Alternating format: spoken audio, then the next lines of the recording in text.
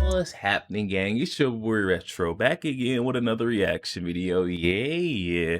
Today we got another huge update as we're now seeing Fox News host Greg Gutfeld of the Gutfeld Show coming out absolutely furious in this next clip, guys, and going off on DA Alvin Bragg and charade case he has brought about against Donald Trump, guys. In the midst of this, furious rant, he has upset the machine that is Fox News Network, guys. I'm excited to get into the clip and see exactly why his words would have upset Fox News. So to get straight into the clip, I won't do too much talking on the front end, guys. I'll save it all for the end. So guys, definitely stick around until the end so you guys get my thoughts on the back end. And also YouTube, push this video out. Definitely stick around until the end, you guys. But let's get straight to the news. Before we do that, though, make sure you guys hit that like button for me and also hit that subscribe button, guys. We're on the road to the truth. Hop aboard for the journey. Let's get into it, y'all. And Rosie O'Donnell reportedly sent a text to Michael Cohen saying, "Breathe, relax, you got this, I love you," which is the same thing she says to her proctologist.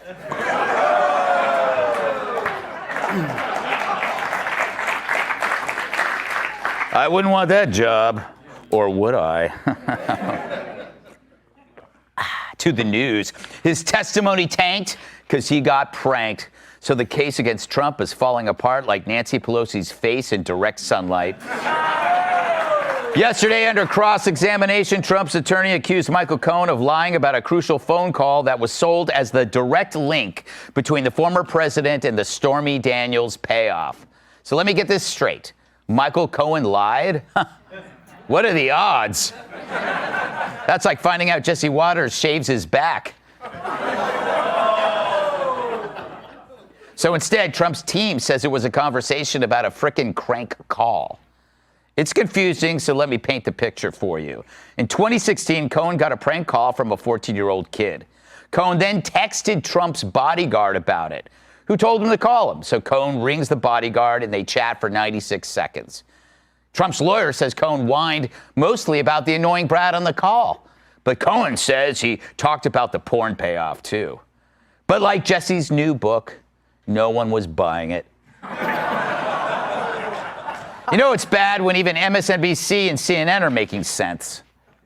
It was like a crescendo because the drama of the moment was so clear to everybody in the room. Do you have doubts that that conversation happened the way Michael Cohen testified on his direct examination? Absolutely. I think it's devastating, for Michael Cohen's credibility on this, in this one particular topic. I don't think I've ever seen a star cooperating witness get his knees chopped out quite as clearly and dramatically as what just happened with Michael Cohen. That makes the district attorney's office look sloppy, in addition to making Michael Cohen seem like a self-assured either fabricator, liar, or forgetful person. It casts doubt on the veracity of a ton of his testimony.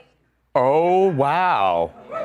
Who would have predicted that Cohen's entire case against Trump would rest on a crank phone call? But hey, maybe the court should call up Prince Albert.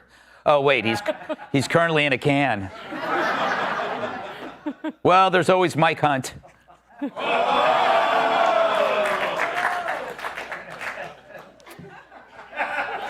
So the idea that somehow this piece of evidence, a 96-second phone call about a teen crank caller, would devastate the credibility of Michael Cohen. Think about that. It's like an unpaid parking ticket devastating the credibility of O.J. Simpson. It's like one fart destroying the sex appeal of Gerald Nadler. Is that glossied? I love how surprised the media is that this case may be full of crap. It's like going into a Port Authority restroom at 1 a.m. and surprised there's not an attendant in a tux handing you breath mints. It's like going into Larry Kudlow's bedroom and shocked that there's a mirror on the ceiling. Think about it. Think about this case at its most basic level. They brought in a porn star and a convicted perjurer to convict Trump of a crime they have yet to actually define. Sure, it's a humiliating day for the prosecution, but it's a stain on our entire legal system. This case never would have been brought if it was anyone but Trump. But the truly shameful behavior isn't from the prosecution, but the media who cheered it on. They partnered up with the most corrupt entities simply to destroy what they see as a common enemy that's embraced by half the country.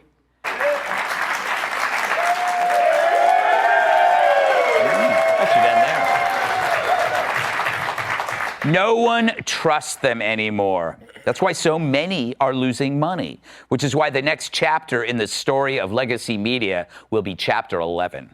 All right.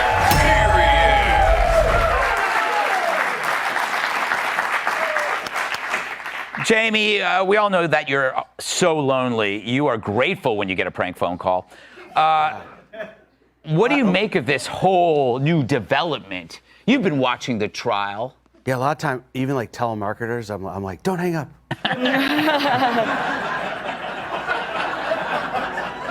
Yeah, you know, I have been following this trial since you started your monologue, and a lot of stuff.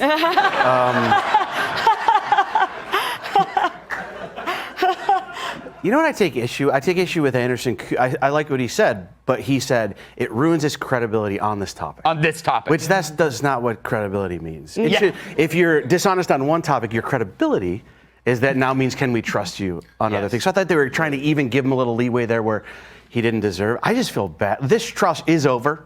It should be over. We should save our money and resources. I just feel this is just something I would never have to, like I will never have to pay a girl hush money. Like every single time. But like every time I've ever slept with a girl, right after she goes, no one can find out about this.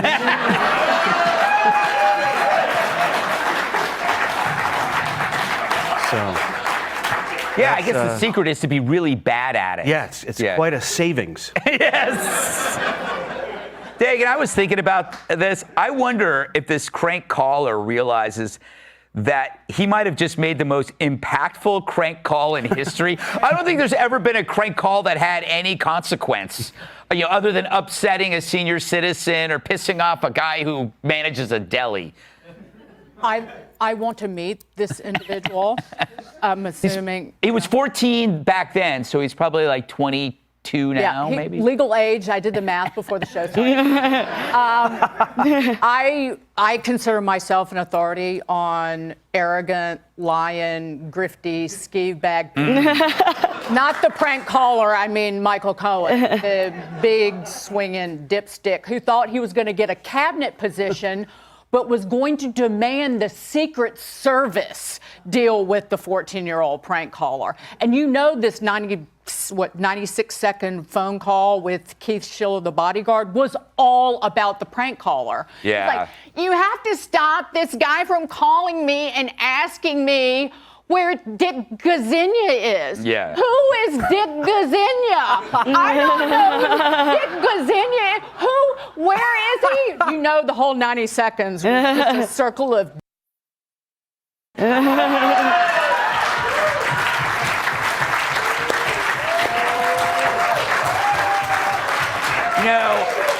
But the thing is, I mean, it's like Tyrus kind of mentioned this before yesterday, that like maybe it was more than just a crank yanking, maybe he was yanking his crank to the crank yanker. Yeah. I mean, let's. Oh man, I as a bodyguard, we get called for everything. Mm-hmm. But I have never, ever met a bodyguard who was like, man, my client called me, had a prank caller. And, I told him to press star 67 and find a little bastard. Like, this doesn't happen. Yeah. He called up and he's like, I might have sent something to someone that was, that was what, boss? 14. Yeah, you need to call somebody else. Click. That's exactly what that was. Nobody calls over a prank caller. And it's still early. We'll find out. But what did they say on the phone that got you so upset? Or was it their mom that answered when you called? Like, come on. I hate it when the mom picks up. I want the grandmother. Yeah, when mom answers the phone, the Dick Gazinia part's not so much fun anymore, is it? Kat, have you ever been prank called? You're too young to have a prank phone call, right? Because you can't do crank calls anymore. It doesn't exist. People know who's calling. Yeah, I know. I prank called people before when I was a kid. Yeah. But I do just want to put something you said in your monologue that I didn't love, which What? is you said a porn star and a perjurer. And I think that putting porn stars and Michael Cohen in the same category is an unnecessary besmirchment of porn stars. Yeah, that is true. Many porn stars, I'm sure, have much stronger value systems than this smarmy, lying man. Yes. I mean, he's a perjurer, and they're like, oh, wait, he lied? Oh, yeah, he's a perjurer. And then also this narrative of him, is this, to Tyrus's point, this guy who's this brave man speaking truth against this, immense and surmountable power. That kind of also breaks down when you realize, he's calling Secret Service about a 14-year-old boy. Yeah. It's not exactly like a David and Goliath situation there. You know what he probably wanted? I was thinking about this, that he wanted somebody to get the phone number. He didn't know where the call was coming from, so he probably called them. Because how, cops and people, they can get, they can run. That might have been part of it. But it is pretty funny, though. You have to admit. You couldn't handle a 14-year-old boy prank calling you on your own? Yeah. That's why I keep him in the trunk. But alive. Sometimes. Yo, there we have it, guys. Greg Gutfeld of the Gutfeld Show, breaking it down quite well. That's why I always love, coming over here, getting his take, his perspective on things. He calls the balls and the strikes pretty well. No matter whose side of, the aisle you're on, Greg Gutfeld is going to call it exactly how he sees it. And right now, how he sees it is this whole New York Stormy Daniels hush money case is falling apart, falling to pieces right before our eyes. And that's a lot of, a lot of the figureheads are saying nowadays. We had Lena Haba, Trump's legal spokesperson and attorney, who's been sitting next to him every single day in court, guys. She's coming out and saying this whole thing is heading towards a mistrial, heading towards getting tossed out. When DA Alvin Bragg initially brought this case, upgrading that misdemeanor up to a felony in order to get this thing up in front of the courts, in efforts to tie up Donald Trump's campaign efforts and get between him and that 2024 presidency spot. Of course, all efforts by DA Alvin Bragg have been failed for basically nothing.